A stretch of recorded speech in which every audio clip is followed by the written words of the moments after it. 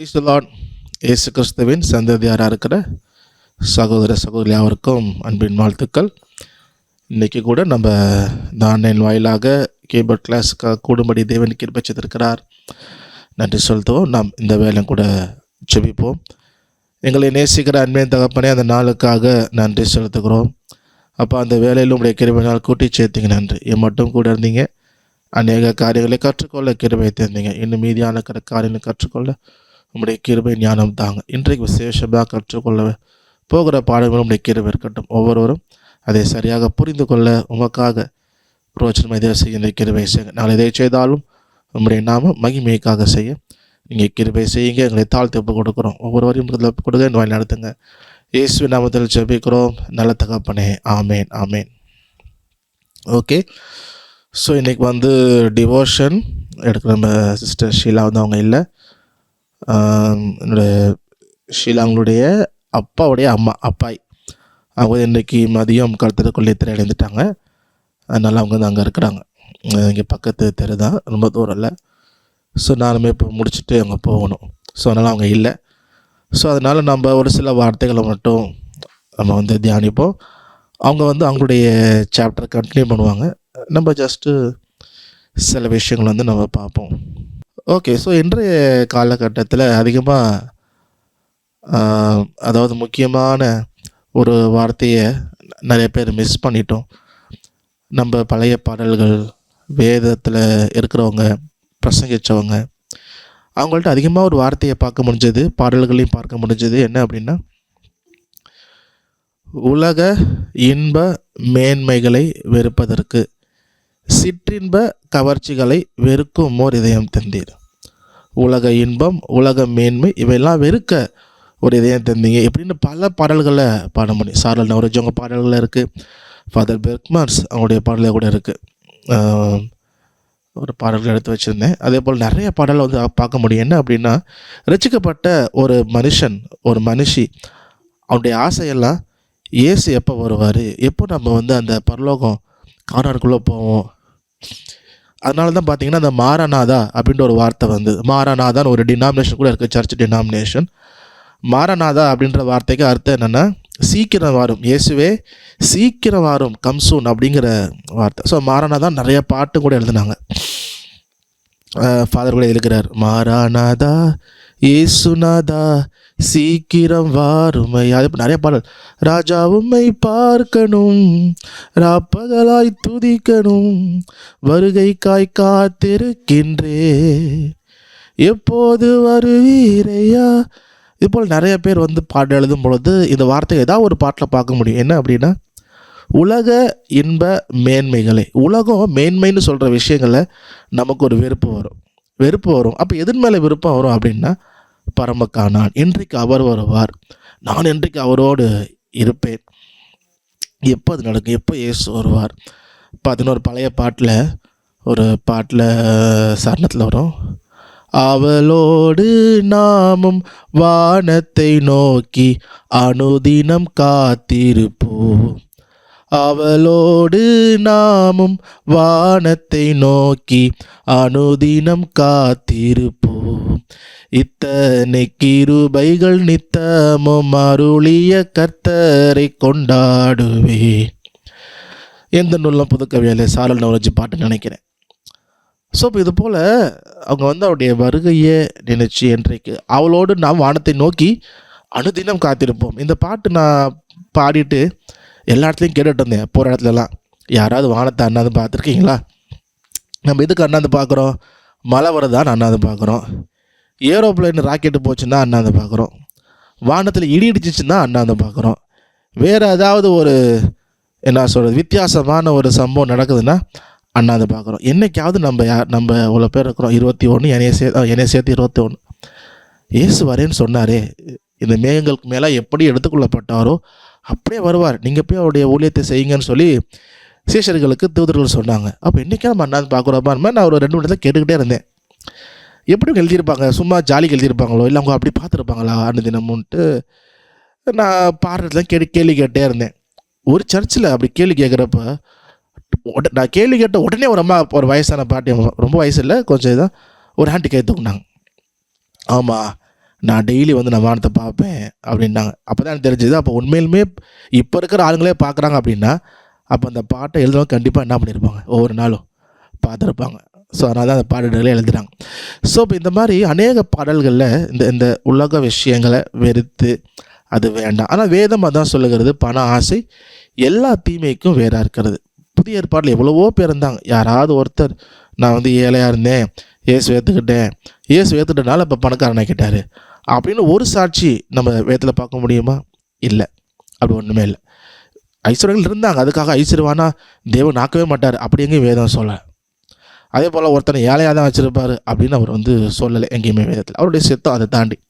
ஆனால் ரட்சிக்கப்படுகிற எல்லாருக்கும் இந்த உலக செல்வம், உலக ஐஸ்வர்யம் வாக்களிக்கப்பட்டதாக இன்றைக்கு அநேகர் நினைத்து தங்கள் பிரசங்கத்திலும் பாடல்களிலும் எல்லாவற்றிற்கும் ஆசைப்படு, எல்லாவற்றையும் துறக்க வேண்டும், அதில் வெறுப்பு வேண்டும், உலக இன்பம் வேணா, கண்களின் ஆசை, அப்புறம் கண்களின் இச்சை, மாம்சத்தின் இச்சை, ஜீவனத்தின் பெருமை, இதெல்லாம் வந்து உலகத்தினால உண்டானது, அது தேவனால் உண்டாகலை. நீங்கள் அதை தேடாதீங்க, கர்த்தரை தேடுங்கள், அவருடைய சமூகத்தை நித்தமும் நாடுங்கள்.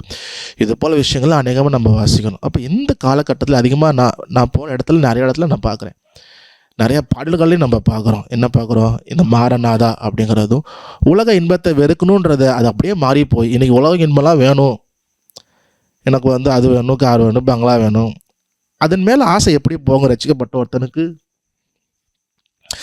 பேதருக்கும் பவுலுக்கும் போச்சா? சில பேர் என்ன பண்ணுறான், நான் ஊழியத்துக்கு வந்தோம், கஷ்டப்பட்டோம், அப்புறம் வந்து ஆண்டு ஆசை வச்சார் கொஞ்சம் கொஞ்சமாக, இப்போ வந்து ஊழியக்காரனுக்கு செய், அதை வாங்கி கொடு, பெரிய இந்த கார் தான் வாங்கணும், பிராண்டட் கார் தான் வாங்கணும், அதை வாங்கணும், ஊழியக்காரன் செய்யாமல் யாரும் செய்ய போகிறேன் அப்படின்னு கேட்டு வாங்குறாங்க. வாங்கிட்டு கர்த்தர் ஆசீர்வதித்தார், அவங்க ஜனம் கொடுக்குறாங்க. சரி, அப்போஸ்தலர் பவுலும் பேதுரும் இதோட பயங்கரமாக ஊழியம் செஞ்சாங்க, அற்புதம் பண்ணாங்க, மரித்தவர்களை உயிரோடு எழுப்பினார்கள். ஒரு தடவை பவுல் பிரசங்கம் வைக்கிறப்போ ஒருத்தன் என்ன பண்ணான், ஜன்னலில் உட்காந்து கேட்டுட்டு பொத்துன்னு தூங்கி விழுந்து செத்து போயிட்டான். அவனை பவுல் என்ன பண்ணார், வந்து அவனே எழுப்பினார். பவுல் தான் நினைக்கிறேன், பேதுரு என்னன்னு தெரியல, ஆனால் அதுக்கு நிருபங்களில் இருக்குது, அப்போஸ்தலரில் இருக்குது. ஸோ அதே போல் நிறைய பேரை மரித்தவர்கள் அவங்க எழுப்பினாங்க. அதுக்காக நான் எழுப்பிட்டேன் மத்தியா, அதுக்காக காசு வாங்கி அவங்க பங்களா கட்டவோ, அதில் பண ஆசை கொஞ்சம் கூட அவங்களுக்கு இல்லை. ஆனால் பணத்தை இருந்தது, சாப்பாட்டு கஷ்டப்பட்டாங்க. பவுல் எழுதுறாரு, நாங்கள் அநேக நேரம் துன்பத்திலும் பசியிலும் பட்டினியிலும், இதோட மோசம்னா நிர்வாணத்திலும் நாங்கள் இருந்தோம்.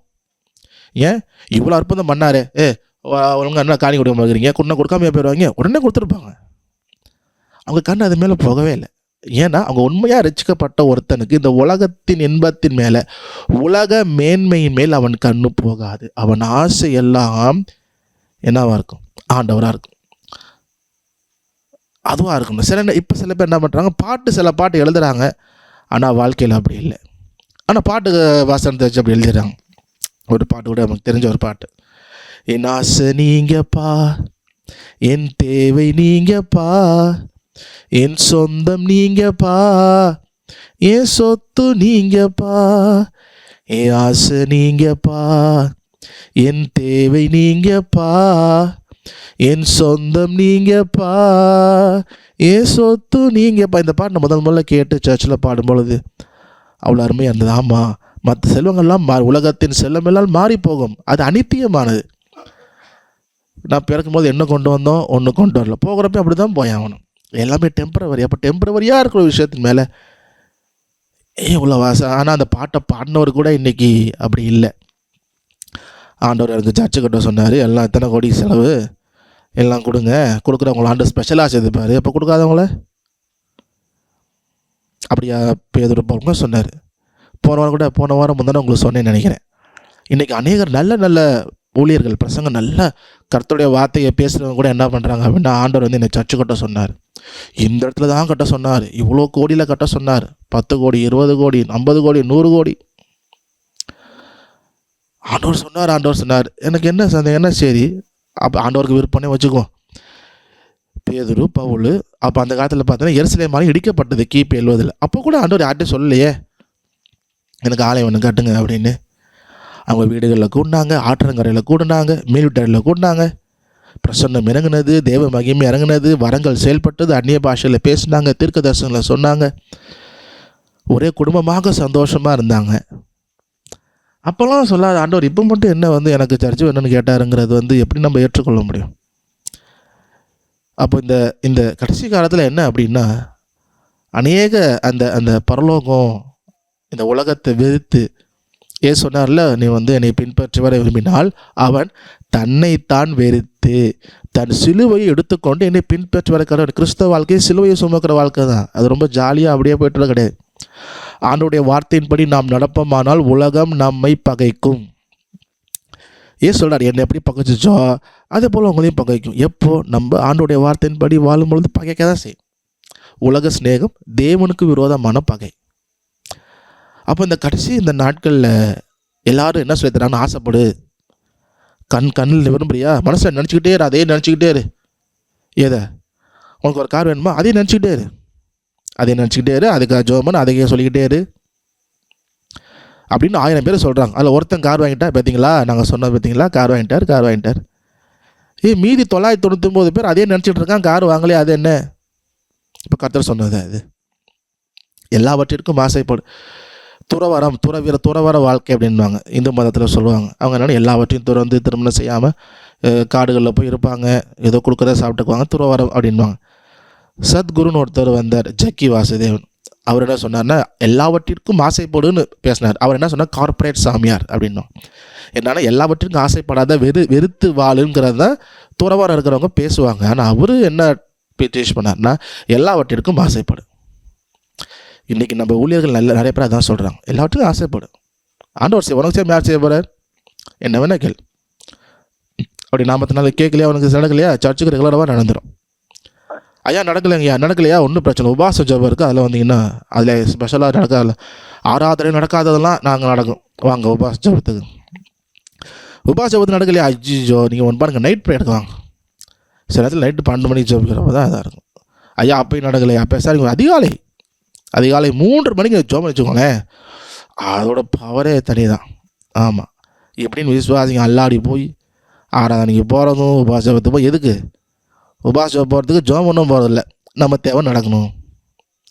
ஆசைப்படு, கேளு, மனசில் அதையே நினச்சிக்கோ. ஆண்டோடைய வார்த்தையை நித்தமும் நினச்சி, பரலோகத்தை எப்போது நினச்சி, எப்போ இயேசு வருவாரேன்னு சொல்லிட்டு போனாரே. இயேசு என்ன சொன்னார், நீங்கள் வந்து ரொம்ப இருங்க, நான் ரொம்ப நாள் கழிச்சு வரேன் அப்படியா சொன்னார்? இல்லையே, இதோ சீக்கிரமாக இருக்கேன். இந்த நேரத்தில் கூட இயேசு வரலாம். அவருடைய வருகைக்காக ஆயத்தமாக இருக்கிறது ஒன்று, எதிர்பார்ப்போடு இருக்கிறது ஒன்று. நம்ம வீட்டில் யாராவது வராங்க ரொம்ப பிடிச்சவங்க அப்படின்னா, நம்ம வீடை கூட்டி க்ளீன் பண்ணி எல்லாம் ரெடி பண்ணி வைப்போம். இது என்னென்னா ஆயத்தப்படுத்துறது. அப்புறம் வரவங்க வரட்டும் அப்படின்னு எல்லாம் க்ளீன் பண்ணி உட்காந்துருப்போம் நம்ம பாட்டுக்கு. இது ஆயத்தப்படுத்துறது. எதிர்பார்ப்புனா க்ளீன் பண்ணிவிட்டு வராங்களா வெளியே வண்டி சொல்லி கேட்கும், வண்டி சொல்லி வந்துட்டாங்களா பார். இல்லாமல் வேற ஒன்றும் வண்டியில் போகிறான், நீங்கள் என்ன எப்படி பண்ணுறீங்க? கேட் ஒர்க்கு சவுண்டு கேட்குது. இது என்ன எதிர்பார்ப்பு? நம்ம எவ்வளோ எதிர்பார்க்குறோம் அவருடைய வருகையும். அவருடைய கண்களை பதிய வைப்போம் கர்த்தராம் இயேசுவின் மேல். அப்போஸ்தலர் பவுல் சொல்றார், நான் வந்து ஆண்டவரை கர்த்தராகிய இயேசு கிறிஸ்துவின் அறிவை அறிகிற மேன்மைக்காக எல்லாவற்றையும் நஷ்டம் என்று விட்டேன், குப்பை என்று கருதுகிறேன். அவர் எதெல்லாம் பெருசு நினச்சாரோ, பரிசேயன், நான் இவன் நல்ல ஒரு பதவி எதாவது சொல்கிறது, அந்த யூத பாராளுமன்றத்தில் நல்ல ஒரு பதவி, நல்ல ஒரு மரியாதை, இதெல்லாம் பெருசாக நினைச்சார். ஆனால் ரட்சிக்கப்பட்டதுக்கப்புறம் இயேசுவை அறிகிற அறிவின் மேன்மைக்கு அதெல்லாம் குப்பைன்னு விட்டார். எது? அந்த பதவி, உலக பதவி, நல்ல மதத்தில் ஒரு பதவி, நல்ல மரியாதை, பேர் எல்லாம் இதோட கம்பேர் பண்ணுறப்ப அது குப்பை.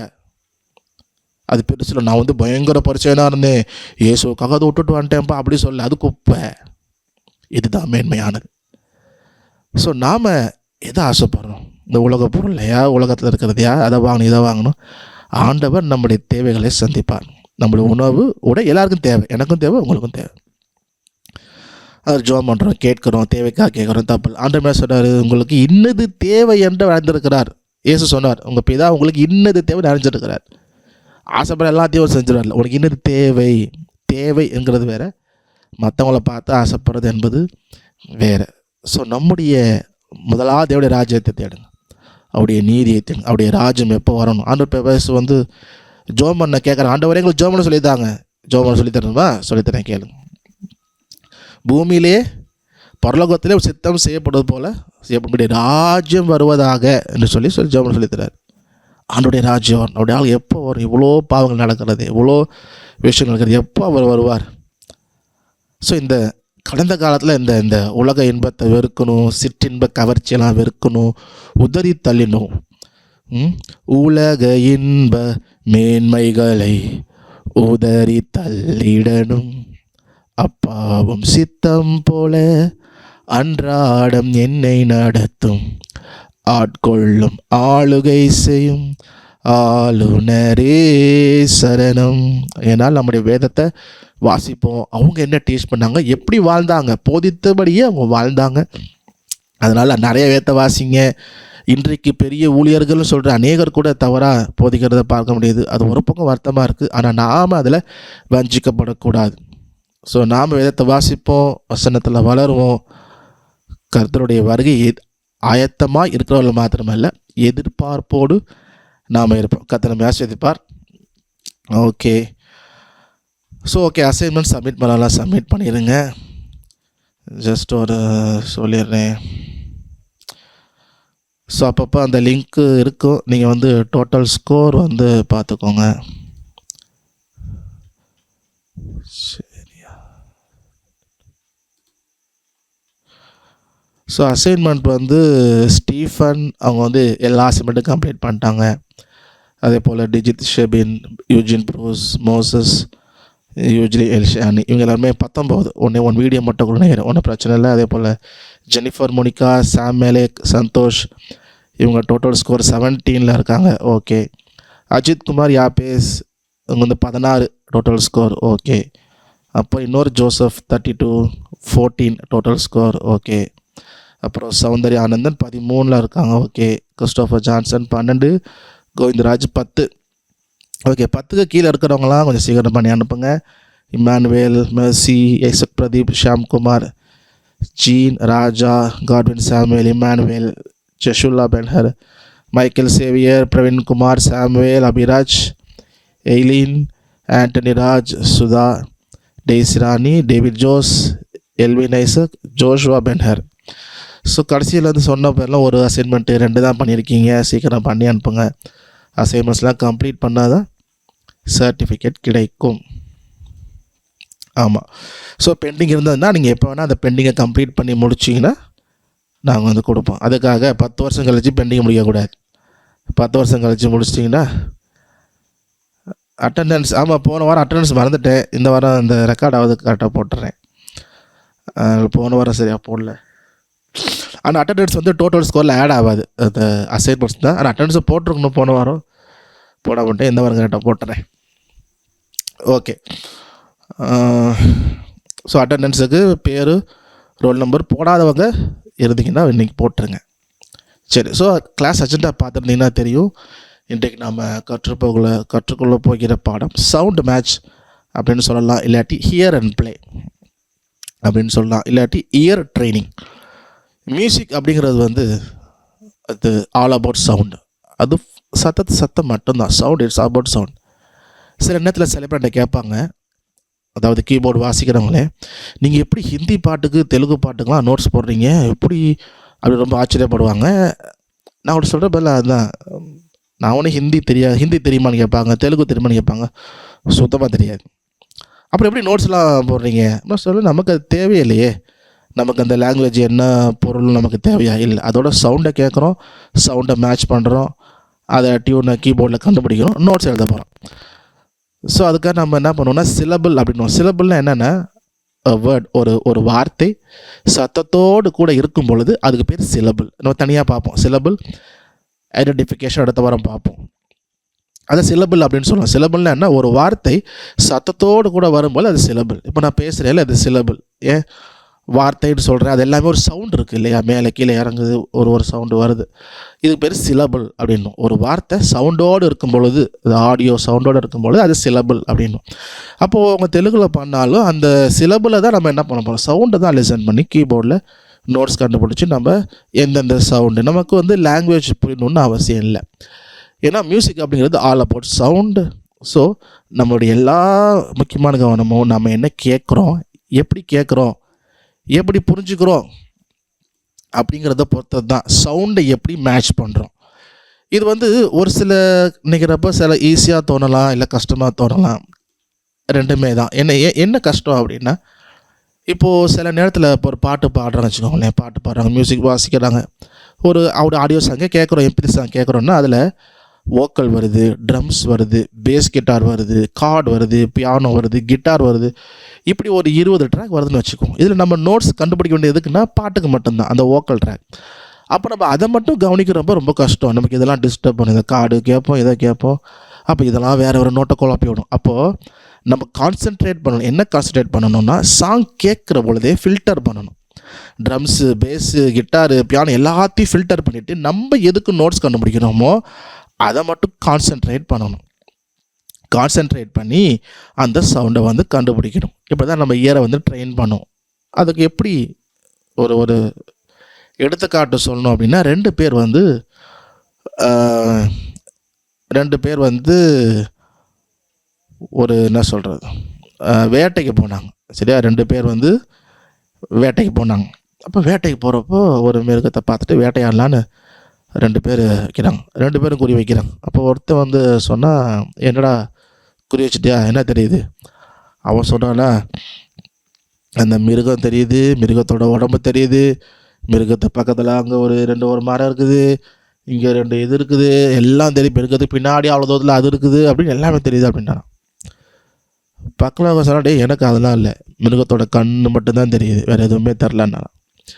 ஸோ அப்போ என்னென்னா, நாம் எய்ம் பண்ணுறோம். என்ன எய்ம் பண்ணுறோம்? மிருகம்னா மிருகத்தில் கண்ணை மட்டும், அதெல்லாம் அது மற்ற அவனுக்கு மற்றெல்லாம் தெரியுது, ஆனால் அதெல்லாம் எக்ஸ்க்ளூட் பண்ணி கான்சென்ட்ரேட் பண்ணுறான். இதில் அந்த விஷயத்தில் மட்டும். இது வந்து பார்த்து விசிபிளாக செய்கிற விஷயம். ஆனால் நாம் இதே விஷயத்த ஹியரிங்லாம் பண்ண போகிறோம். ஹியரிங்கில் நம்ம எதுக்கு நோட்ஸ் வேணுமோ அதை நல்லா லிசன் பண்ணி நம்ம வந்து கண்டுபிடிக்கணும். சரியா? ஓகே. ஸோ ஒரு எக்ஸாம்பிள், எக்ஸாம்பிள் பார்த்துட்டு நம்ம வந்து போவோம். ஓகே. ஸோ சவுண்ட் மேட்ச்னு சொல்லலாம், ஹியர் அண்ட் ப்ளே அப்படின்னு சொல்லலாம். இன்னொரு வார்த்தை என்ன சொன்னேன், இயர் ட்ரைனிங் அப்படின்னு நம்ம சொல்லலாம். ஓகே. ஸோ இப்போ பார்த்தீங்கன்னா உங்கள் மொபைலில் ஸ்க்ரீனில் பார்த்தீங்கன்னா தெரியும், 2 பிக்சர் இருக்குது. லெஃப்ட் சைடு ஒன்று இருக்குது, ரைட் சைடு ஒன்று இருக்குது. இது ரெண்டும் சேம் பிக்சரா இல்லை டிஃப்ரென்ஸா, வேறையா? சேம் அப்படின்னா சேம் டைப் பண்ணுங்கள், டிஃப்ரெண்ட் அப்படின்னா டிஃப்ரெண்ட்டுன்னு டைப் பண்ணுங்கள். நல்லா பொறுமையாக பார்த்து. சேம் 3யா? சேமுக்கு மாறியாச்சா? ஓகே. ஸோ வந்து யார் சேம்னு சொல்லியிருக்கிறா? ஒரு 2 பேர் சொல்லியிருக்கிறாங்க, இல்லை 1 2 3 4 பேர் சொல்லியிருக்கிறாங்க, 5 பேர். இன்னும் ஒரு 30 செகண்ட்ஸ் பார்ப்போம்.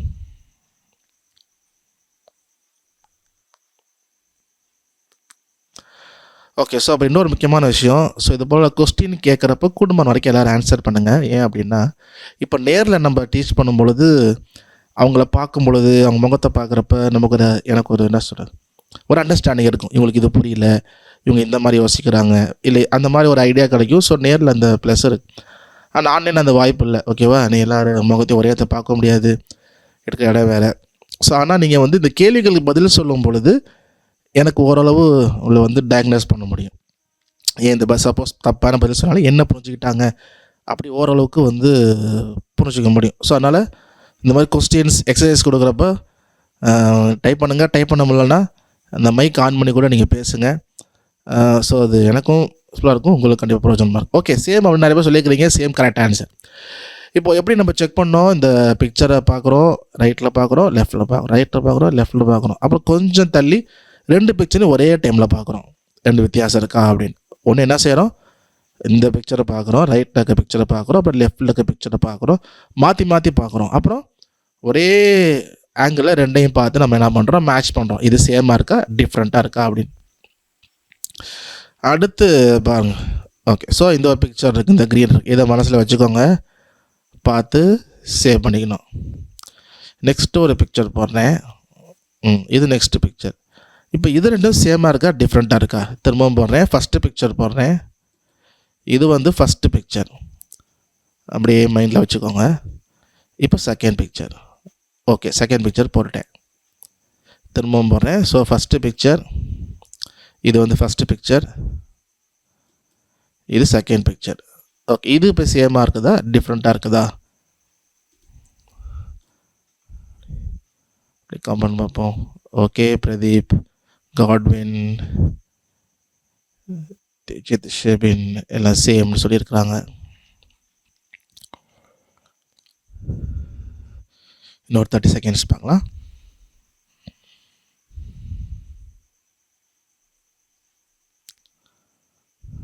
ஓகே, ஸோ எல்லாருமே சேம் சொல்லியிருக்கீங்க. கரெக்ட் ஆன்சர், சேம் தான். இப்போ நம்ம எப்படி கண்டுபிடிச்சோம் அப்படின்னா, அந்த பிக்சர் வந்து பார்க்குறோம், அப்புறம் ரெண்டையும் ஒரே நேரத்தில் பார்க்க முடியல, தனித்தனியாக பார்க்குறோம். அப்போ ஒரு பிக்சரை பார்த்து என்ன பண்ணுறோம், மைண்டில் நம்ம ஸ்டோர் பண்ணுறோம். அந்த பிக்சரை என்னென்னலாம் டீட்டெயில் பார்த்தோம் ஸ்டோர் பண்ணுறோம். ஸ்டோர் பண்ணிவிட்டு அப்புறம் அதை என்ன பண்ணுறோம், மேட்ச் பண்ணுறோம். ஃபஸ்ட்டு என்ன பண்ணோம், ரெண்டும் ஒரே நேரத்தில் இருக்குது, ஆனால் இது தனித்தனியாக இருக்கிறனால இந்த கலரை ஸ்டோர் பண்ணிவிட்டு ஸ்டோர் பண்ண இமேஜோடு என்ன பண்ணுறோம், இது அது போல் இருக்கான்னு மைண்ட்லேருந்து இப்போ நம்ம என்ன பண்ணுறோம், மேட்ச் பண்ணுறோம். ஸோ ரெண்டையுமே கவனத்தில் வச்சுக்கோங்க. இதை நம்ம அப்படியே யூஸ் பண்ணுவோம் நம்ம சவுண்ட் மேட்ச்சுக்கு. ஓகே, ஸோ இப்போது சொல்லுங்க பார்ப்போம். ரெண்டு ரைட் சைடில் ஒரு பிக்சர் இருக்குது, லெஃப்டில் பிக்சர் இருக்குது, வித்தியாசம் இருக்குது. என்ன வித்தியாசம் இருக்குது? What's the difference? இல்லை டிஃப்ரென்ஸே இல்லையா?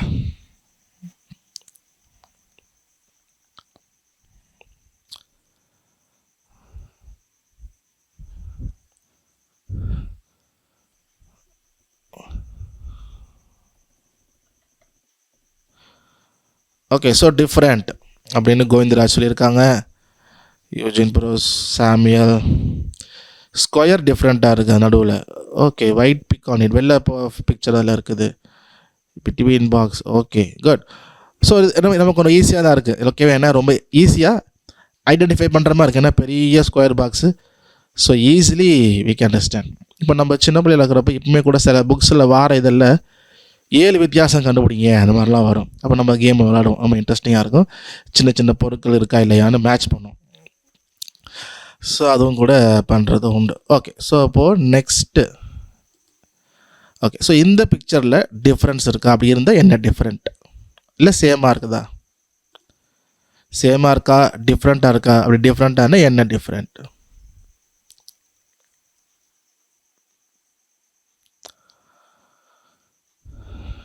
டிஃப்ரெண்ட்டாக இருக்குது. 3-4 பேர். Different lines. Okay, good. இன்னும் டீட்டெயிலாக சொல்லியிருக்கிறாங்க சாமியல். இதில் அதாவது லெஃப்ட் சைடில் இருக்கிற இமேஜில் கோடாக அந்த வெர்டிக்கல் லைன்ஸ் வருது. ஆனால் இந்த ரைட் சைடில் இருக்க இமேஜில் அந்த வெர்டிக்கல் லைன்ஸ் இல்லை. அந்த டெக்ஸ்சர் அது வந்து இல்லை. எல்லாத்தையும் அழைச்சி விட்ட ரப்பர் வச்சு அழைச்ச மாதிரி இருக்குது. Okay, good. ஸோ நல்ல ஒரு விஷயம் கண்டுபிடிச்சிட்டோம். இப்போ லாஸ்ட் எக்ஸசைஸ். ஓகேவா? ஸோ இதில் வந்து 2 பிக்சர் இருக்குது. அதே போல் சேமாக இருக்குதா? ஓகே தான் அந்த பிக்சர் சேமாக இருக்குதா? சேமாக இருக்குன்னா சேம், வித்தியாசம் இருக்குன்னா வித்தியாசம். என்ன வித்தியாசம்? நீங்கள் வித்தியாசம் சொல்லணும் அப்படின்னா ஒரு லைனை ஞாபகம் வச்சுக்கோங்க. இந்த first line, second line, third line, fourth line, fifth line, 6, 9, 10, 11, 12, 13, 14, 15, 16, ஒரு 18, 19 லைன்ஸ் இருக்குது. அப்படி ஞாபகம் வச்சுக்கோங்க. ஏதாவது சேஞ்ச் அங்கே இருக்குது நான் சொல்கிறதுக்கு. சேமாக இருக்குதா, டிஃப்ரெண்ட்டாக இருக்குதா? பொறுமையாக பாருங்கள்.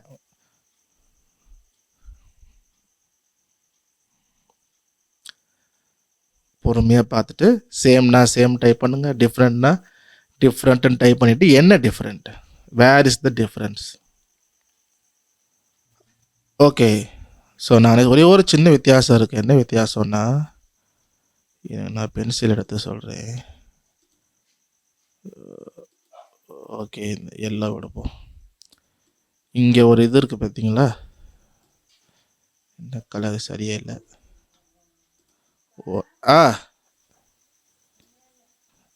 ஓகே, ஸோ இந்த பார்த்தீங்கன்னா இதில் ஒரு மீன் மாதிரி குட்டியாக இருக்கா.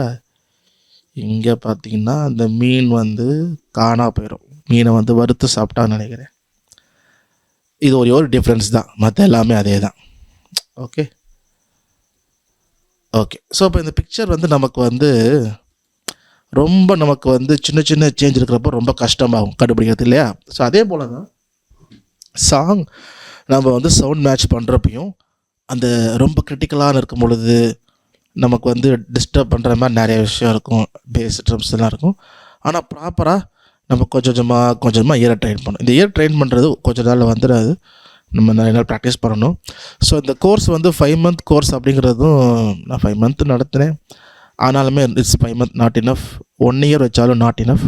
Minimum 1.5 year. ஏன்னா ஃபுல் பேக்கேஜ் இல்லையா, இன்ட்ரோ வாசிக்கிற மாதிரி, நோட்ஸ் கண்டுபிடிக்கிற மாதிரி, இன்டர்லோடு வாசிக்கிறது எல்லாத்துக்கும் ரெடி பண்ணணுன்னா மினிமம் 1.5 வருஷம். ஏன்னா வீக்லி ஒரு கிளாஸ் தான், அப்படி கணக்கு பண்ணால் 2-3 கிளாஸ் எடுத்தோன்னா மேபி சீக்கிரம் முடிக்கலாம். ஆனால் 1 class அப்படிங்கிறப்ப வந்து மினிமம் 1.5 வருஷம். ஸோ அவ்வளோ ரொம்ப தள்ளியும் போகும். ஸோ ரொம்ப இழுக்கிற மாதிரி இருக்கும். ஸோ அதனால தான் ரொம்ப ஒரு பேக்கேஜ் மாதிரி வச்சுருக்கோம். ஆனால் நான் போன வாரம் சொன்னது போல் ஸ்லோவாக கொஞ்சம் கிளாஸ் கொஞ்சமாக நிறையா டம்ப் பண்ணாமல் எல்லாத்தையும் பிரித்து எடுக்கலாம்னு யோசித்து வச்சுருக்கிறேன். அது யூடியூப்பில் எடுக்கலாமா, லைவாக எடுக்கலாமா, இல்லை இதே போல் எடுக்கலாமா, இல்லை ரெக்கார்ட் பண்ணி போடலாமா, எடிட் பண்ணி. ஸோ பல யோசிச்சுட்டு இருக்கிறேன். ஜோ பண்ணுங்கள். ஸோ அப்படி எடுக்கிறப்ப அதில் பார்த்து நீங்கள் பொறுமையாக கூட கற்றுக்கலாம். ஓகே. ஸோ அப்போ இந்த மாதிரி நமக்கு இதே விஷயத்த நம்ம ஆடியோவில் வந்து பண்ணுவோம். ஓகே. ஸோ இந்த சவுண்ட் மேட்ச்சு நம்ம எக்ஸசைஸ் பண்ணுறதுக்கோ லேர்ன் பண்ணுறதுக்கோ நம்ம கவனிக்க வேண்டிய விஷயங்கள் மேண்டேட்ரி அப்படின்னு கூட சொல்லலாம். ஓகே. ஸோ என்னென்ன அப்படின்னா, ஃபஸ்ட்டு நமக்கு வந்து அமைதியான இடம் வேணும். இந்த சவுண்டு மேட்ச் பண்ணும் பொழுது we need a quiet place. வேறு சவுண்ட் இருந்தது, வேறு நாய்ஸ் இருந்ததுன்னா நம்மளால் கரெக்டாக சவுண்ட் மேட்ச் பண்ண முடியாது, அதை டிஸ்டர்ப் பண்ணணும். ஸோ நல்ல ஒரு குவைட் பிளேஸ் நமக்கு இருக்கணும். ஒரு தடவை நான் கீபோர்ட் நோட்ஸ் போடுறப்போ ஒரு பாட்டுக்கு நோட்ஸ் போட்டேன். நோட்ஸ் போட்டு முடிச்சுட்டு அப்புறம் அதை செக் பண்ணும் பொழுது நிறைய மிஸ்டேக், ஒரு 7-8 தப்பு. அவ்வளோ தப்புலாம் வந்ததில்லை, ஒன்று கூட வந்ததில்லை. மேபி ஒரு சில நேரத்தில் ஒரு சில 1-2 வரலாம். சில ராகங்கள் மாறும் பொழுது 1-2 வரலாம். ஆனால் அதில் 7, 8, 9, 10 இருந்துச்சு. என்னடா இவ்வளோ மிஸ்டேக்காக, நம்ம என்ன இவ்வளோ மோசமாக நோட்ஸ் பண்ணியிருக்கோமா, ஏன் அப்படி ஆச்சுன்னு யோசிக்கிறப்போ நான் அதை நோட்ஸ் பண்ண நேரத்தில் சின்ன பிள்ளைங்களாம் பின்னாடி விளையாண்டு கத்திட்டு இருந்தாங்க. நான் வந்து அந்த கவனிக்கலை, அவங்க லிசன் பண்ணாமல் நான் பாட்டுக்கு லிசன் பண்ணி வாசித்தேன். ஆனால் அது எதில் ரெஃப்ளெக்ட் ஆகுதுன்னா, நான் கான்சன்ட்ரேட் பண்ணாமல் இதில் கான்சன்ட்ரேட் பண்ணாலும் என்னால் கரெக்டான டியூனை கேட்ச் பண்ண முடியாமல், சவுண்ட் வாட்ச் பண்ண முடியாமல் நிறையா மிஸ்டேக்ஸ் இருந்தது. அப்போ தான் புரிஞ்சிச்சு, ஓகே அப்போ நமக்கு வந்து ஒரு குவைட் பிளேஸ் வந்து வேணும், அந்த நாய்ஸ் இருந்தது தான் அப்படின்னு யோசித்தேன். ஸோ அதே போல் நமக்கு முதலாவது முக்கியமான விஷயம், சவுண்ட் மேட்ச் பண்ணுறதுக்கோ ஒரு பாட்டுக்கு நோட்ஸ் எழுதணும் கண்டுபிடிச்சி அப்படின்னாவோ நமக்கு தேவையான ஒரு குவைட் பிளேஸ் நமக்கு வேணும். அதே போல் நம்மக்கிட்ட இயர்ஃபோன் இருக்குது, நல்ல லிசனிங் பண்ணணும். இயர்ஃபோன் இருக்குன்னா இயர்ஃபோனில் கேட்க ரொம்ப நல்லது. நமக்கு இன்னும் டீட்டெயில்ஸ் கேட்கும். வேறு ஃபோன் ஸ்பீக்கரில் கேட்குறப்ப நிறையா டீட்டெயில்ஸ் இருக்காது அந்த ஸ்பீக்கரில். இயர்ஃபோனில் கேட்குறப்போ நமக்கு கொஞ்சம் டீட்டெயில்ஸ் வந்து இருக்கும். கொஞ்சம் லிசன் பண்ணுறதுக்கு, நோட்ஸ் எடுக்கிறதுக்கு அது ரொம்ப preferable. It's good. Okay. So அதே போல் இந்த ஆடியோ நம்ம கேட்க போகிற பாட்டோ கேட்க போகிற சவுண்டோ அதை என்ன பண்ணணும், ஒன்றுக்கு ஒரு 2-3 முறை பொறுமையாக ஃபஸ்ட்டு கேட்கணும்.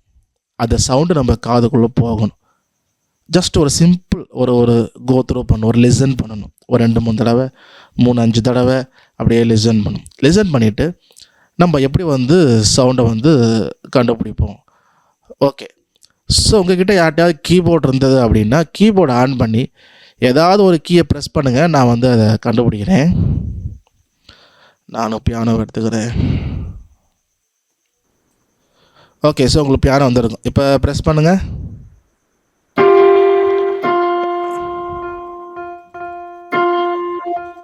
எஃப் தானே ப்ரெஸ் பண்ணீங்க? ஆமாம் பிரதர். ஓகே.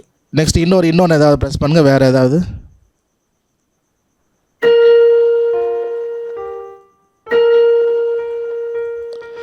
B flat. ஆமாம், பி ஃப்ளாட். கடைசியாக இன்னொன்று ஏதாவது ஒன்று ப்ரெஸ் பண்ணு, லாஸ்ட்டு.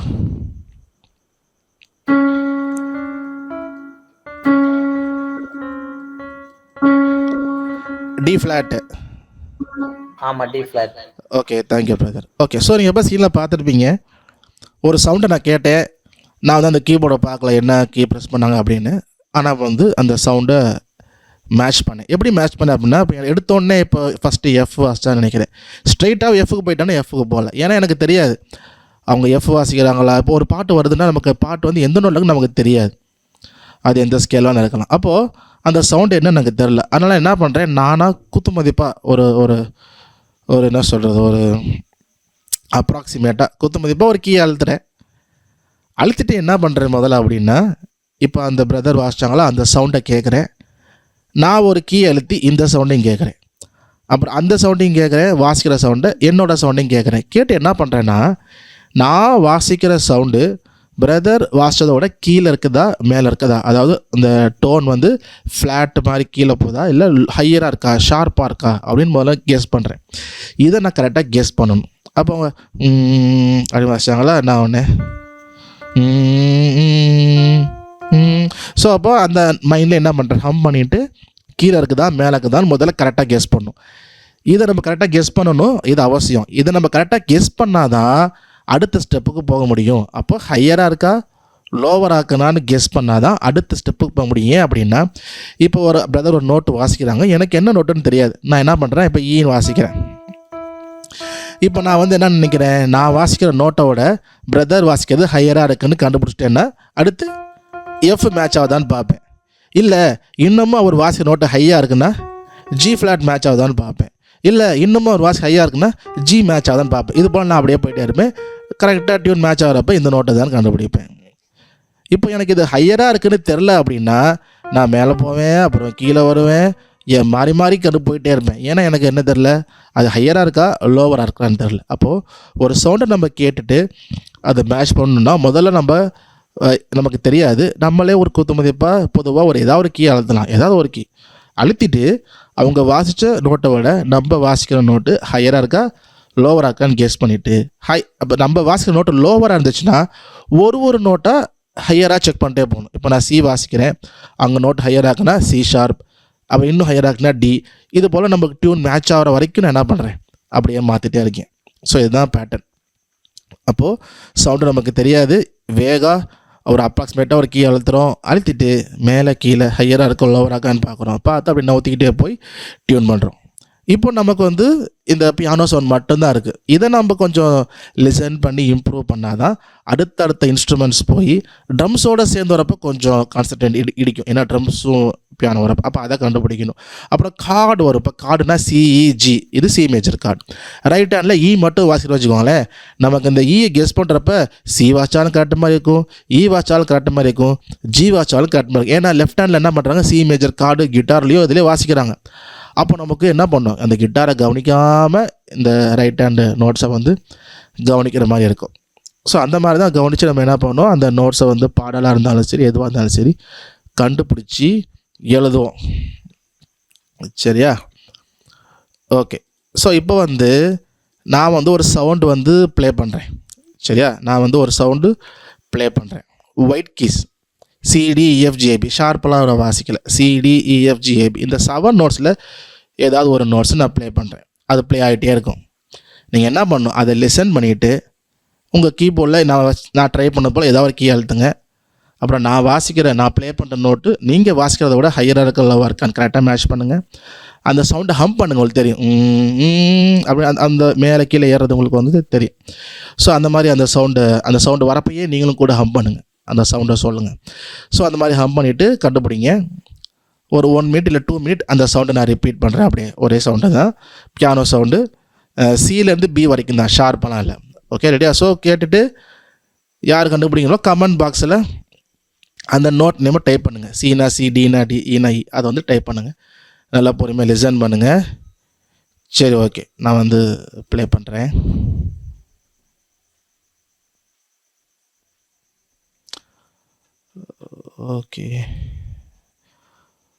ஓகே, ஒரு நோட் வந்து நான் ப்ளே பண்ணுறேன். நான் ப்ளே பண்ணுறப்ப சவுண்டு கம்மியாக இருந்தால் சொல்லுங்கள், நான் கொஞ்சம் வைக்கிறேன்.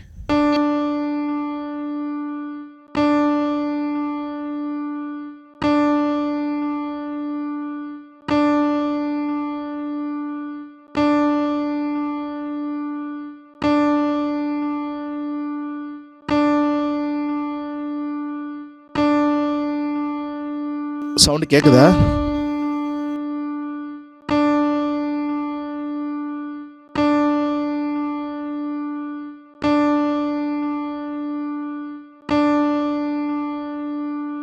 அச்சோ, நான் நவுத்தாமே இருக்கேன்.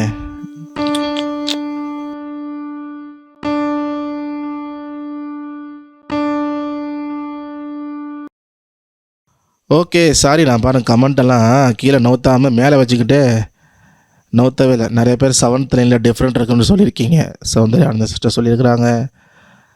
டிஃப்ரெண்ட் ரைட் டார்க்குன்னு சொல்லியிருக்கீங்க. 7 and 8 பிட்வீன். ஆமாம், நிறைய பேர் சொல்லிங்க. சாரி, நான் கீழே போகாமல் மேலேயே இருந்துட்டு யாரும் போடலன்னு பார்த்துட்ருக்கேன். ஓகே, ஸோ இதுக்கு வந்து ஆன்சர் வந்து ஒரு 1 2 1 2 3 4 5 6 8 ஒரு 10 15 பேர் சொல்லியிருக்கீங்க. ஓகே, நிறைய பேர் டி கெஸ் பண்ணியிருக்கிறீங்க. ஒரே ஒரு தவங்க மட்டும் சி சொல்லியிருக்கிறீங்க, David Prem. Okay, so the right answer is D. D தான் கரெக்ட். ஸோ நல்லாவே மேட்ச் பண்ணியிருக்கிறீங்க. ஏன்னா ஃபஸ்ட் டைமே 7 நோட்ஸில் கெஸ் பண்ணுறது கஷ்டம். ஏன்னா நிறைய பேருக்கு வந்து ஃபஸ்ட் டைம் கேட்குறப்போ சி ஆர் டி அப்படி தான் நான் வந்து போவேன். ஏன்னா அவங்களுக்கு வந்து எடுத்தோடனே ரிசல்ட் பண்ணுறது கஷ்டம் அப்படின்னு. ஸோ எல்லாருமே அவ்வளோ கரெக்டாக மேட்ச் பண்ணியிருக்கீங்க. வேறு ஒரு நோட் இப்போ நான் ப்ளே பண்ணுறேன். அதே போல் லிசன் பண்ணுங்கள். ஏதாவது ஒரு வேக நோட் டச் பண்ணுங்கள். ஹையராக்கா லோவராக்கான்னு பார்த்துட்டு ஒரு நோட்டாக மேலேயோ கீழேயோ போய் நோட் நேமை டைப் பண்ணுங்கள்.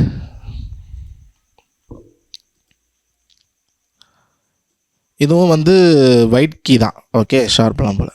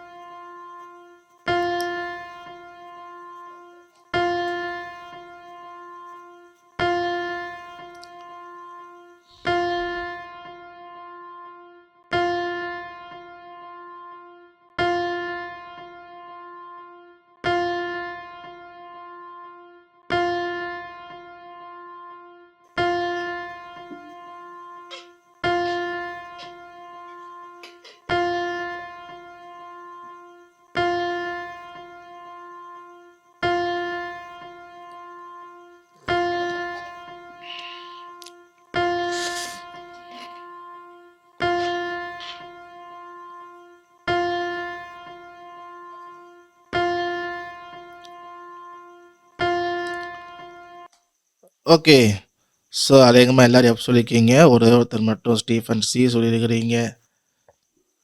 சியில் எஃப் தான் right answer. Okay, so F தான். ஓகே, ஸோ இப்போ வந்து ஷார்ப்பும் சேர்த்து 12 நோட்ஸ் இருக்கு இல்லையா? C C sharp, D D sharp, E F F sharp, G G sharp, A sharp, B. இந்த 12 நோட்ஸில் ஏதாவது ஒரு நோட்ஸ் மறுபடியும் ப்ளே பண்ணுறேன். ஹியர் பண்ணுங்கள், மேட்ச் பண்ணுங்கள்.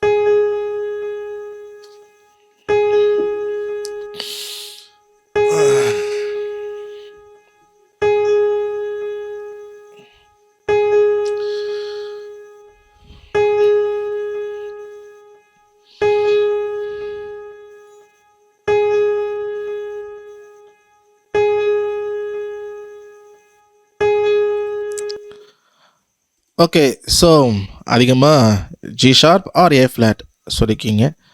அப்புறம் ஒரு ஆள் ஜி 2 3 பேர் சொல்லியிருக்கிறீங்களா? Jabez, Eileen, Shyamkumar. Okay, so G sharp தான் கரெக்ட் ஆன்சர். ஜி இல்லை. இப்போ நமக்கு வித்தியாசம் தெரியுதா? என்ன, ஜியும் ஜி ஷார்ப்பும் ஒரு ஹாஃப் நோட் தான் வித்தியாசம். அப்போ ரொம்ப ஐடென்டிக்கலாக இருக்கிறனால நம்ம கொஞ்சம் வந்து கஷ்டம் ஹாஃப் நோட் போகும்பொழுது. ஓகே, ஸோ அப்போ நம்ம கொஞ்சம் கொஞ்சமாக ட்ரெயின் பண்ணும் பொழுது நமக்கு வந்து இயர் ட்ரைனிங் வந்து, இந்த இயர் ட்ரைனிங்கிறது ரொம்ப நாள் ப்ராசஸ்ஸு. நம்ம எப்படி சவுண்டு கேட்கணும், எப்படி மியூசிக்கை புரிஞ்சுக்கிறோம், எவ்வளோ உள்வாங்குகிறோம், எவ்வளோ நம்ம கான்சென்ட்ரேட் பண்ணுறோம், இதெல்லாம் சேர்த்தது. அது ஒருத்தரை பொறுத்து டைம் வந்து மாறும். சரி, வேறு யாராவது இப்போது நோட்ஸ் கண்டுபிடிக்கிறவங்க, நோட்ஸ் கண்டுபிடிக்க முடியல, நீங்கள் எந்த நோட்ஸ் வாசிக்கிறீங்களே தெரியல அப்படின்னு சொல்கிற இருந்தீங்கன்னா நீங்கள் இப்போ சொல்லுங்கள். நம்ம இன்னும் சிம்பிள் எக்ஸசைஸ் பார்ப்போம். அதாவது நான் சி டு பி சொல்லிங்க, எனக்கு கண்டுபிடிக்க முடியல, மேலே போதா கீழே வருதா தெரியல, ஆனால் கீபோர்ட் வச்சு ட்ரை பண்ணுறேன் அப்படின்னு கீபோர்டில் இருந்தீங்க அப்படின்னா நீங்கள் கமெண்ட் பண்ணுங்கள், இல்லை இதை மைக் ஆன் பண்ணி சொல்லுங்கள். நம்ம இன்னும் சிம்பிளாக எக்ஸசைஸ் பார்ப்போம், உங்களுக்கு இன்னும் ஈஸியாக இருக்கும். ஆமாம், எல்லாருமே கற்றுக்கொள்ளணும் இல்லையா?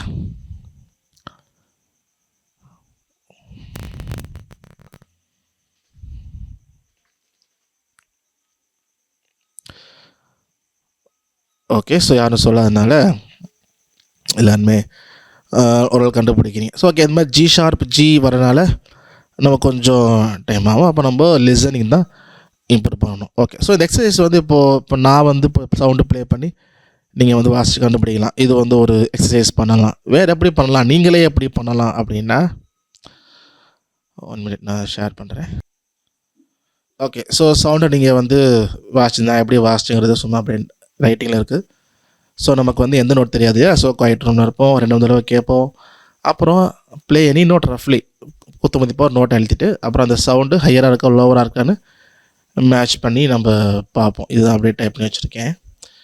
ஸோ அடுத்து வந்து ஸோ நீங்கள் எப்படி எக்ஸசைஸ் பண்ணலாம், இப்போ நான் ப்ளே பண்ணி நீங்கள் கண்டுபிடிக்கிறது ஒன்று. நீங்கள் எப்படி பண்ணலான்னா, நீங்கள் வந்து வேறு யாரையாவது வீட்டில் இருந்தாங்க ஹெல்ப்புக்கு இருந்தாங்கன்னா அவங்கள ப்ளே பண்ண சொல்லிவிட்டு, அதாவது நீங்கள் கண்ணை மூடிக்கிட்டு இல்லை துணியை வச்சு கட்டிட்டு அவங்க ஏதாவது ஒரு கீ அழுத்து அப்படின்னு சொன்னாங்க. ஏதாவது ஒரு கீ அழுத்தினோடனே நீங்கள் அப்புறம் அதை மேட்ச் பண்ணி பாருங்கள். ஃபார் எக்ஸாம்பிள் அவங்க ஒரு 4th ஆக்டேவில் ப்ரெஸ் பண்ணாங்கன்னா நீங்கள் 3rd ஆக்டேவில் மேட்ச் பண்ணுங்கள். அவங்க 4th ஆக்டேவ் எஃப்னா நீங்கள் 3rd ஆக்டேவில் ட்ரை பண்ணுங்கள். ஸோ அந்த மாதிரி ட்ரை பண்ணுங்கள். என்னென்னா இது அவங்க ப்ரெஸ் பண்ணி கேட்டுகிட்டே இருக்கணும்னா இது ஒன்று.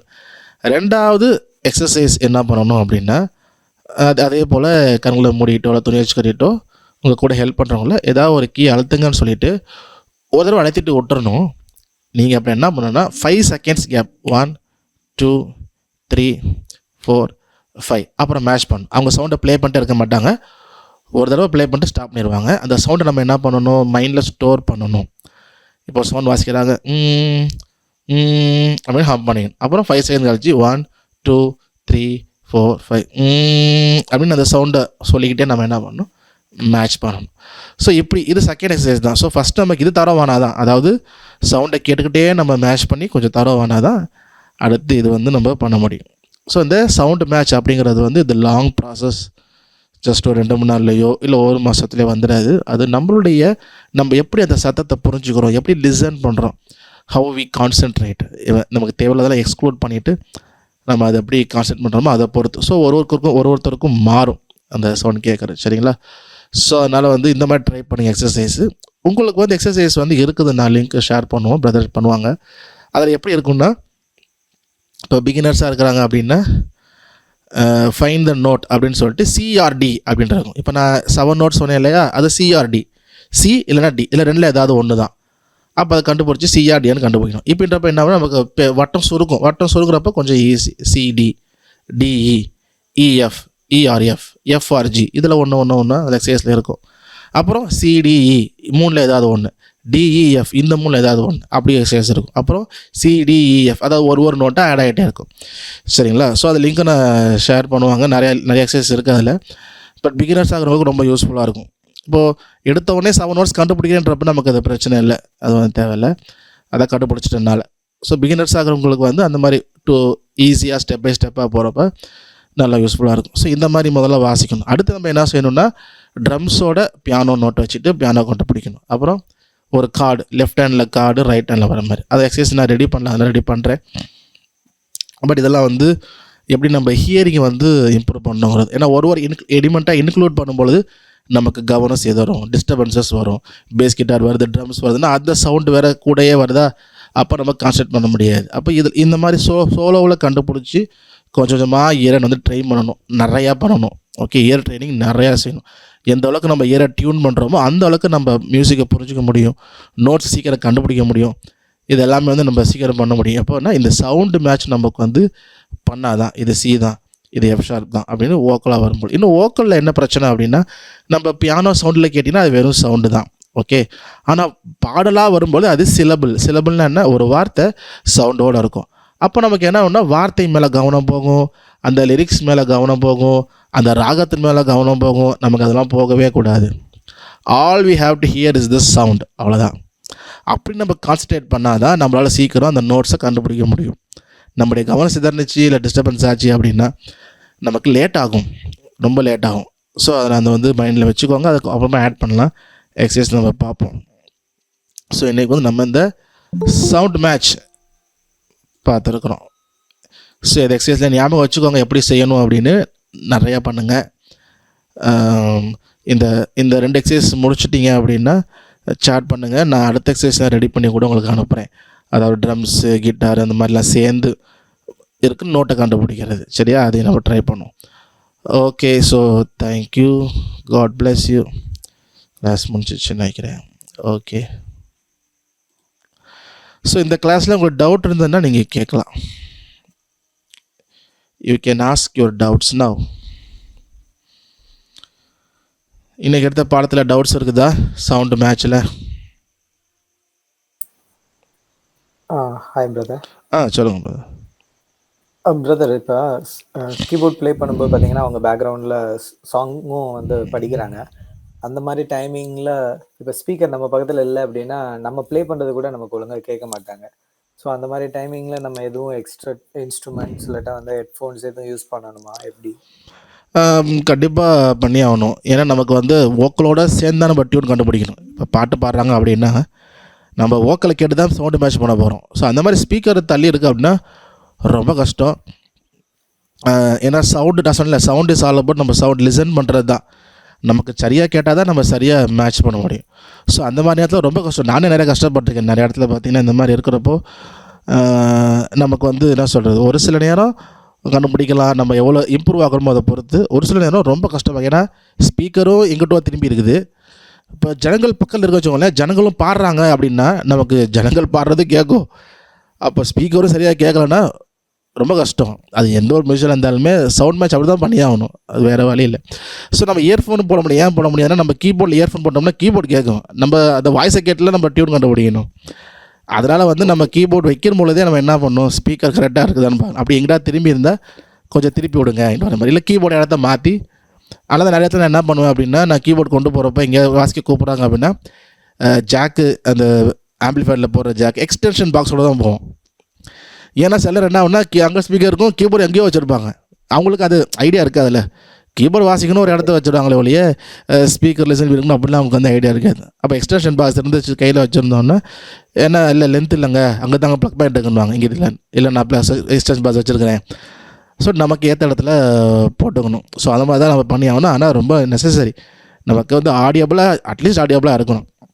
அதே போல் எவ்வளோ நாய்ஸ்லேருந்து தள்ளி இருக்கிறோமோ அவ்வளோ ஈஸியாக கண்டுபிடிக்கலாம். இப்போ நாய்ஸ்குள்ளே இன்னும் பக்கத்துலேயே மக்கள் இருக்கிறாங்க, அவங்களாம் பாடுறாங்கன்னா ஆளுக்கு ஒரு டியூனில் போடுவாங்க. ஆனால் நம்ம வந்து வோக்கல் பாடுறவங்கள தான் அதுக்கு மேட்ச் பண்ணி நம்ம வாசிக்கணும். அந்த ஸ்கேல் தான். அப்போ தான் பாடுறவங்களுக்கு சப்போர்ட்டாக இருக்கும். அது ரொம்ப கஷ்டம் தான். ஸோ இந்த மாதிரி நம்ம கீபோர்டு புது இடத்துக்கு போகிறோன்னா எக்ஸ்டென்ஷன் பாக்ஸு இதெல்லாம் ரெடியாக பண்ணிக்கணும். இல்லை ரெகுலர் இடத்துல அப்படின்னா நமக்கு ஒரு ஸ்பீக்கர் கொஞ்சம் திருப்பி விடுங்க. நமக்கு எப்படி ஆடியபிளாக இருக்குதோ திருப்பி, இல்லை நம்ம இடத்த மாற்றி ஆகணும். நம்ம இல்லை வேறு எங்கேயாவது அட்ஜஸ்ட் பண்ணி அங்கிட்டு ஸ்பீக்கர் பக்கத்துலேயே அங்கிட்டு போகிற மாதிரி பண்ணி ஆகணும். அதுதான் வழி, வேலை இல்லை. Okay okay.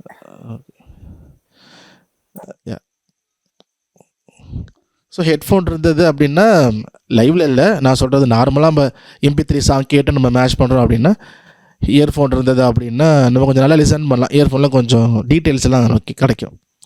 ஸோ நான் சொன்னேன். சரி, வேறு இருக்கா டவுட்ஸ் இருக்கா?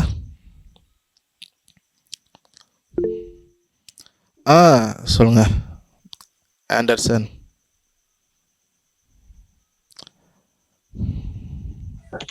ப்ரோ இப்போ வந்து டச்சில் வாசிக்கும் போது சவுண்டு வந்து அதிகமாக இருக்கு உன்னோடது அப்படிங்கிற சொல்கிறாங்க. ஆனால் எனக்கு சவுண்டு நான் கேட்டால் தானே வாசிக்க முடியும். ஆனால் அந்த ப்ராப்ளம் வந்து இருந்துகிட்டே இருக்கு, எல்லாருமே சொல்கிறாங்க. அதுக்கு என்ன பண்ணுறது ப்ரோ?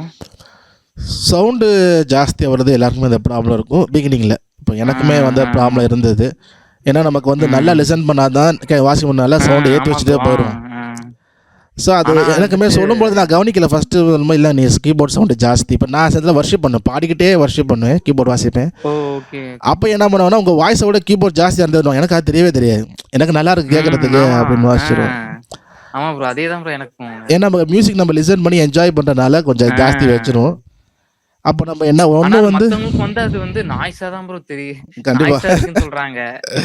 ஸோ ஒன்று என்ன பண்ணலாம்னா கேட்டா தான் வாசிக்க முடியும்னு அதுக்கு தெரியுதா இல்லை அவங்க சொல்றாங்க திரும்ப திரும்ப. நானும் என்னமோ சவுண்டு கம்மியா வச்சு எனக்கு கேட்கவே இல்லை ப்ரோ. ஆனா சவுண்டு வந்து எனக்கே கேட்காது. கார்டு கண்டுபிடிச்சு அதை வாசிக்கிச்சு அது பண்றதுக்குள்ள எனக்கு கஷ்டமா இருந்துச்சு. அவங்க இருந்துட்டு சவுண்டு கம்மியா வை, உன்னோடது அதிகமா இருக்கு, நீ கம்மியா வையு. அத அப்படி சொல்லிட்டே இருக்காங்க. அதுக்கு ஏதாவது சொல்யூஷன் இருந்தா சொல்லுங்க ப்ரோ. இப்போது ரெக்கார்ட் பண்ணி என்ன பண்ணலாம், இப்போ லைவில் பாடுறத ரெக்கார்ட் பண்ணி கேட்கலாம். உண்மையாகவே அப்படி இருக்குதா, நம்ம வாய்ஸ் நல்லா கேட்குதா, நம்ம வேணால் ப்ளே பண்ணும்போது நம்மளுடைய இன்டென்ஷன் வேறையாக இருக்கும், மியூசிக் வேணும் அது வேணும். ஜஸ்ட் லிசனர் அப்படிங்கிறப்போ வந்து ஜஸ்ட் லிசனராக இருப்போம். அப்போ தான் நமக்கு அதோட பாயிண்ட் ஆஃப் வியூ நமக்கு தெரியும். அப்போ ரெக்கார்ட் பண்ணி லைவில் வாசிக்க சும்மா ஃபோனில் ரெக்கார்ட் பண்ணி வாய்ஸ் நல்லா கிளியராக இருக்குதா இல்லை அப்படி இருக்கான்னு பார்த்து ஆமான்னா நம்ம வந்து என்ன பண்ணலாம், கொஞ்சம் கொஞ்சமாக குறைக்கலாம். இப்போ நம்ம இவ்வளோ வலி வச்சாதான் நல்லா இருக்குன்னா ஒரு 0.1 கொஞ்சம் கொஞ்சமாக குறைச்சி அவங்க ரெக்கார்ட் பண்ணி பார்க்கலாம். அதே போல் பீப்புளோடதையும் கேட்கலாம். இப்போ நமக்கு சில பேர் வந்து பீப்புள் வந்து நிறைய பேருக்கு வந்து மியூசிக் வாசிக்க தெரியலனாலும் கண்டுபிடிக்க தெரியும். ஏன்னா இப்போ நிறைய பேருக்கு வந்து பாட்டு பாட தெரியாது, ஆனால் அந்த பாட்டு ராகத்தில் இல்லை, இது நல்லா இல்லை, அவங்க நல்லா பண்ணவும் சொல்ல தெரியும். ஸோ அவங்க இதை ரசிக்கிற அந்த இது இருக்குது. ஸோ அதனால் வந்து அதையும் நம்ம கவனத்தில் கேட்டுக்கிட்டு அதையும் இது பண்ணலாம். அதே நேரம் ரெக்கார்ட் பண்ணி திரும்ப போட்டு கேட்டு பார்த்தா நமக்கு தெரியும். எனக்குமே பிகினிங்கில் இருந்தது, ரொம்ப இருந்தது.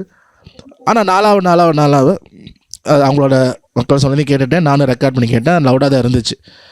அப்போ ஓகே, அப்போ நம்முடைய எந்தூசியாசமை கொஞ்சம் குறைச்சி கட்டுப்படுத்தி கொஞ்சம் இது போகணும். ஏன்னா வோக்கல் ரொம்ப முக்கியம். ஏன்னா நம்ம சர்ச்சில் பாடுறது வந்து கச்சேரியில் பாடுற மாதிரி இல்லை. கச்சேரியில் வோக்கலும் எகுரும், மியூசிக்கும் எகுரும், ரெண்டுமே அப்படி தெரிச்சுட்டு வரும். சர்ச் மியூசிக் அப்படி இல்லை, லிரிக்ஸ் அவங்க கேட்டு அந்த பாட்டை உணர்ந்து பாட்டுக்காக தான் நம்ம மியூசிக் வாசிப்போம். அப்படிங்கிறப்ப வந்து நார்மலாக வெளியே சினிமேட்டிக்கில் இல்லை கச்சேரியில் வாசிக்கிறத விட நம்ம மியூசிக் கம்மியாக தான் வைக்கணும். அப்போ தான் அந்த பாட்டு கொஞ்சம் எல்லாம் சேர்ந்து கூட பாடுவாங்க. இப்போ கச்சேரி எல்லாம் பாடணும்னு அவசியம் கிடையாது, கேட்டு ரசிக்கிறது தான் கச்சேரி, தாளம் போடுவாங்க. பட் சர்ச் அப்படி கிடையாது, காங்கிரிகேஷன் நம்ம எல்லாரும் பாடி ஆராதிக்கணும். அப்படிங்கிறப்ப வந்து நம்ம குறைச்சி தான், நான் நார்மலாக வெளியே வாசிக்கிறத விட கல்யாணத்தில் வாசிக்கிறத விட கொஞ்சம் குறைச்சி தான் வச்சோம், எல்லாரும் பாடணுங்கிறனால. ஸோ ரெக்கார்ட் பண்ணி கேட்டு பார்த்துட்டு உண்மையாக இருந்தால் கொஞ்சம் கொஞ்சமாக குறைச்சி, ஒரே நெட்ட பக்கம் குறைச்சா நமக்கும் ஒரு இதுவே இல்லாமல் ஆயிடும். ஸோ 0.1 குறைச்சி நம்ம அந்த லெவல் பண்ணணும் மிக்சிங். ஸோ அப்படி பண்ணு. ஓகே, வேறு ஏதாவது கொஸ்டின்ஸ் இருக்கா? இருக்குன்னா கேளுங்க, நம்ம கிளாஸ் க்ளோஸ் பண்ணலாம், டைம் ஆயிடுச்சு. இது மியூசிக்ஸ்க்கு தனியாக மானிட்டர் சவுண்டில் மட்டும் நம்ம நிறைய வச்சுக்கிட்டு வெளியே லைவ்ல அவங்களுக்கு கம்மி பண்ணிட்டா கொஞ்சம் கரெக்டாக இருக்கும் இல்லையா? பண்ணலாம், அப்படி தான் பண்ணுவாங்க. இப்போது லைவில் வந்து இப்போது நிறைய ப்ரோக்ராம்ஸ் பார்த்தீங்கன்னா மானிட்டர் வந்து கண்டிப்பாக வைப்பாங்க. இது வந்து சிங்கர்ஸுக்கும் வைப்பாங்க, இன்ஸ்ட்ருமெண்ட்ஸ் தனித்தனியாக வைப்பாங்க. இப்போ யூஸ்வலாக இப்போ கச்சேரியில் வந்து மியூசிக் அதிக இம்பார்ட்டன்ஸ் கொடுக்குறதுனால தனித்தனியாக வச்சுருப்பாங்க ஸ்பீக்கர். அந்த மானிட்டர் பார்த்தீங்கன்னா பேட் வாசிக்கிறதுக்கு ஒன்று, கீபோர்டு வாசிக்கிறதுக்கு ஒன்று, அந்த மாதிரி அப்படி சுற்றிலும் ஸ்பீக்கராக இருக்கும். ஸோ அவங்களுக்கு என்னென்னா அவங்களுக்கு வந்து நல்லா லிசன் பண்ணால் தான் வாசிக்க முடியும் அப்படிங்கிறனால. ஸோ சர்ச் நமக்கு வந்து அவ்வளோ வைக்க முடியாது ஒன்றுக்கும். ஆனால் என்ன பண்ணலான்னா மானிட்டர் வைக்கிறப்போ வந்து சப்போஸ் நமக்கு கம்மியாக இருக்குன்னா மானிட்டர் மட்டும் ஏற்றலாம். இப்போ இந்த மிக்சரில் பேன் இருக்கும்ல, லெஃப்ட் ரைட் இருக்கும், இல்லை அந்த மானிட்டர் இன்புட்டை மட்டும் கொஞ்சம் வைக்கிற மாதிரி இருக்கும். ஸோ அந்த மாதிரி நம்ம அட்ஜஸ்ட் பண்ணலாம். இதில் மட்டும் ஒரு 2 எக்ஸ்ட்ரா வைக்கலாம் அப்படிங்கிறப்ப. இன்னொன்று வந்து நமக்கு இப்போ ஸ்டேஜில் இருக்கிறோம் அப்படிங்கிறப்ப சிங்கர்ஸோட இது நம்ம பார்க்கணும். ஏன்னா சிங்கர்ஸுக்கு அந்த ஆடியோவில் நமக்கு கம்மியாக இருக்குது, அவருக்கு ஓகேவாக இருக்குன்றப்போ நம்ம வந்து வேறு சொல்யூஷன் தேடணும். ஏன்னா சிங்கரை டிஸ்டர்ப் பண்ணக்கூடாது, ஏன்னா அவருக்கு தான் நம்ம இணையாக தானே மியூசிக் வாசிக்கிறோம்.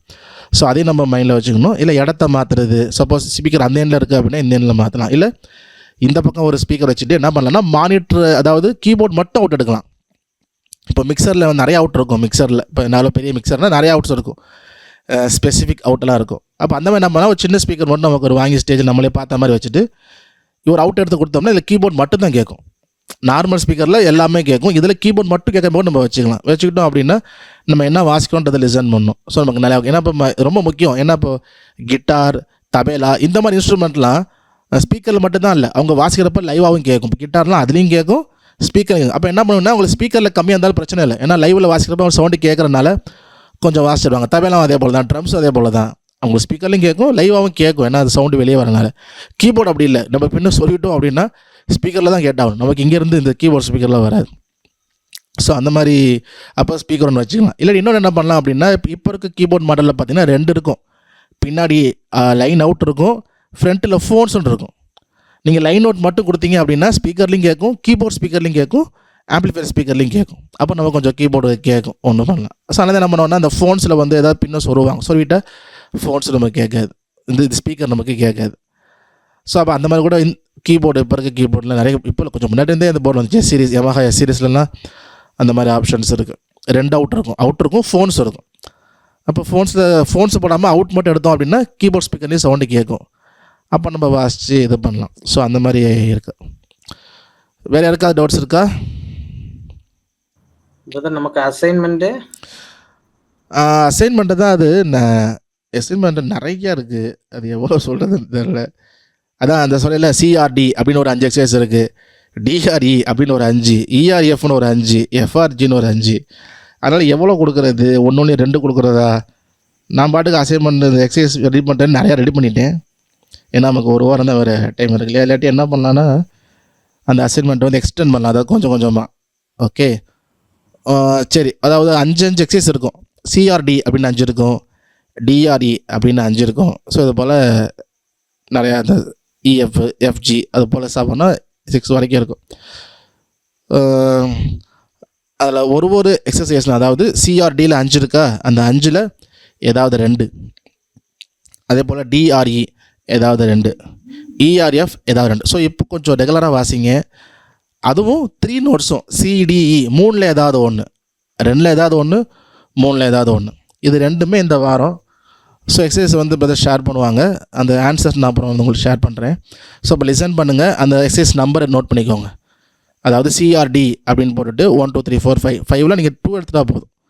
ஏன்னா 5 எடுத்தால் ரொம்ப நேரம். ஸோ 2 மட்டும். இது போல் எல்லாத்துக்குமே சிஆர்டி டிஆர்இ இஆர்எஃப் ஜஸ்ட்டு 5 இருக்கும், நீங்கள் 2 எதுனா போதும். இதை முடிச்சுட்டு சிடிஆர்இ 2 நோட்ஸ் 3 நோட்ஸ் இதை மட்டும் இந்த வாரம் ஷேர் பண்ணுறோம். அதை செய்யுங்க. அடுத்தடுத்த வாரமும் இந்த எக்ஸசைஸ் கண்டினியூ ஆகிட்டே இருக்கும். மற்ற எக்ஸசைஸ் வரும், பட் இது நிறையா இருக்கிறனால நம்ம ஜஸ்ட் அதை கண்டினியூ பண்ணோம். ஓகேவா? ஸோ இந்த வாரம் இந்த 2 நோட்ஸும் 3 நோட்ஸும் பிரதருக்கு வந்து லிங்க் ஷேர் பண்ணுறேன், அவங்க பண்ணுவாங்க. ஓகே. ஸோ வீடியோ இந்த மாதிரி எக்ஸ்பிளைன் பண்ண முடியுமா அந்த இது? எது இப்போ எக்ஸசைஸ் சொன்னீங்க இல்லையா? எக்ஸசைஸ் வந்து இப்போ நம்ம செக் பண்ணப்போ சிலேருந்து பி வரைக்கும் அப்படின்னு நம்ம வாசிட்டோம். ஆனால் எக்ஸசைஸ் எப்படின்னா சிஆர்டி இதில் ஏதாவது ஒன்று தான். இப்போது 5 எக்ஸசைஸ் இருக்கா, சிடிடி சிடி அந்த மாதிரி தான். சிஆர்டி தான் 5மே, சி இல்லை டி தான் 5 எக்ஸசைஸுமே அந்த சிஆர்டியில். நம்ம ஒன்று கேட்டு சிஆர்டி இது சி, அப்புறம் 2வதா இதுவும் சி, 3வதா இது டி, அந்த மாதிரி நம்ம வந்து சவுண்ட் பண்ணி மேட்ச் பண்ணி எழுதணும். முதல்ல வர சவுண்டு சி, 2வது வருது டி, 3வது சி, 4வது சி. இது போல் அந்த 5மே சிஆர்டி மட்டும்தான். இது 5 முடித்த உடனே அடுத்த எக்ஸசைஸ் டிஆர்இ. இப்போ டிஆர்இயில் சி வராது, வேறு எந்த நோட்டு வராது. டிஆர்இ இந்த டிஆர்இயில் 2 மட்டும்தான். அப்போது அதே போல் 1 2 3 5 இருக்கும். இது போல் 5 5 5 இருக்கும். நீங்கள் 2 2 மட்டும் எழுதி ஆரம்பிங்கன்னா போதும். டைம் இருந்துச்சுன்னா நீங்கள் 5 கண்டுபிடிங்க, இட்ஸ் குட், இல்லை நல்லாயிருக்கும். பட் டைம் இல்லாத பட்சத்தில் 2 2 ட்ரை பண்ணு. இது 2 நோட்ஸ் இருக்கும். 2 நோட்ஸ் வந்து C R D D R E E R F, C R D D R E E R F F R G G R A R B B R C ஒரு 7 இருக்கும் 2 எக்ஸசைஸில். அப்போ 2 4 6 8 10 12 14 எக்ஸசைஸ் பண்ணுற மாதிரி இருக்கும். 14. அப்புறம் 3 சிடிஆர்இ அப்படின்ட்டு அதில் சிடிஆர்இ இந்த 3 தான், வேறு நோட்டெல்லாம் வாசிக்க மாட்டோம். அப்போ இது சிஆர்டிஆ இஆ அந்த 3க்குள்ளே தான். அதே போல் 1 2 3 4 5 இருக்கும். நம்ம 1 வந்து சி, 2 டி, 3 இ, திரும்ப 4 இ இந்த மாதிரி எழுதுறது. ஸோ அந்த மாதிரி என்ன பண்ணும் 2க்கும், அதாவது 2 நோட்ஸ் 7 இருக்கும், 7 செட்டு. 3 நோட்ஸ் அதுவும் 6 இல்லை 7 செட்டு இருக்கும். அப்போ 14 17 28 பண்ணுற மாதிரி இருக்கும். ஆனால் சவுண்டு கரெக்டாக மேட்ச் பண்ணி ரொம்ப டைம் எடுக்காது. ஆனால் டெய்லி நீங்கள் கொஞ்சம் வாஸ்ட் ஆகணும். இந்த சவுண்ட் மேட்ச் வந்து டெய்லியும் கொஞ்சம் டைம் கொஞ்சம் ஒதுக்குங்க. நைட்லேயாவது ஒரு 1/2 அன் ஹவராவது மினிமம் பண்ணுங்கள். அடுத்தடுத்த வாரம் வரும்பொழுது தொடர்ந்து இந்த எக்ஸசைஸ் இருக்குது. ஏன்னா 4 நோட்ஸ் 5 நோட்ஸ் 7 நோட்ஸ் ஷார்ப்பு அதெல்லாம் இருக்குது. ஸோ அப்படி போகும். ஓகே, புரிஞ்சிருக்குன்னு நினைக்கிறேன். ஓகேவா? Okay brother, okay. இது நம்ம எழுதி அனுப்பணுமா? ஆமாம் எழுதி அனுப்பணும். எழுதி நீங்கள் வந்து பர்சனலாக அனுப்புகிற மாதிரியே பர்சனலாக அனுப்பிடுங்க. வீடியோ அசைன்மெண்ட் இந்த வாட்டி இல்லை. அப்போ வீடியோ அசைன்மெண்ட் இல்லை, ரைட்டிங் அசைன்மெண்ட்டும் தான். அந்த மாதிரி நோட்ஸை கண்டுபிடிச்சி எழுதி எனக்கு அனுப்புறது மட்டும்தான் ஒரே ஒரு அசைன்மெண்ட்டு. ஓகே ஸோ நமக்கு வந்து நேரம் ஆயிடுச்சு. நம்ம அடுத்த வாரம் வந்து சிலபிள் ஐடென்டிஃபிகேஷன். ஒரு பாட்டுக்கு நோட்ஸ் எழுதணுன்னா முதல்ல சிலபிள் பிரிக்கணும். அது எத்தனை சிலபிள் அந்த பாட்டில் இருக்குதுன்னு பிரித்து தான் நம்ம நோட்ஸ் எழுத முடியும். அப்போ சிலபிள் ஐடென்டிஃபிகேஷன்னா என்ன அப்படின்றத நம்ம பாட்டு இருந்தது பார்ப்போம். அடுத்த வாரம் வந்து கண்டிப்பாக நோட்டு பேனா. ஓகே, ஸோ கண்டிப்பாக வேணும். அடுத்த வாரம் நோட்டும் பேனை கண்டிப்பாக வச்சுக்கோங்க. அடுத்த வாரம் கீபோர்டு டவுட்டு தான், பட் இருந்தாலும் கீபோர்டு பக்கத்தில் வச்சுக்கோங்க. ஆனால் யூஸ் பண்ணுறது சந்தேகம் தான். ஆனால் நோட்டு பேனா கண்டிப்பாக வேணும். ஸோ அடுத்த வாரம் நோட் பேனாவோட உட்காந்துருங்க. எக்ஸசைஸ் நான் சொன்னது போல் ட்ரை பண்ணுங்கள். நான் கொடுக்குற எக்ஸசைஸும் ட்ரை பண்ணுங்கள். அதே போல் நீங்களும் யாராவது வீட்டில் இருந்தாங்கன்னா அவங்கள வந்து வாசிக்க சொல்லி கண்ணை மூடிட்டு இல்லை கண்ணை கட்டிட்டு ஜஸ்ட்டு ட்ரை பண்ணுங்கள்.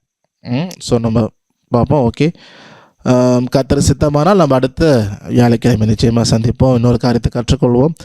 கர்த்தரை ஆசீர்வதிப்பார். ஓகே, நம்ம ஜெபித்து நம்ம நிறைவு செய்யலாம். எங்களை நேசிக்கிற நல்ல தகப்பனே அவங்க நன்றி செலுத்துகிறோம். அப்போ அந்த நாளில் கூட நாங்கள் உங்களுடைய பிள்ளைகளாக, உங்களுடைய சகோதரர்களாக நாங்கள் கூட வந்திருக்கிறோம். ஆண்டவரே, அநேக காரியங்களை கற்றுக்கிறோம். இன்றைக்கி கூட இந்த சவுண்டு மேட்ச் கற்றுக்கிறோம். இந்த சவுண்டு மேட்ச்ங்கிறது மியூசிக்கில் ரொம்ப முக்கியமான ஒரு பாடம். ஆண்டவரே, இதை சரியாக புரிந்து கொள்ள, அறிந்து கொள்ள, கற்றுக்கொள்ள ஒவ்வொருவருக்கும் நீங்கள் கிருபையில் தரும்படியாக ஜெபிக்கிறோம்.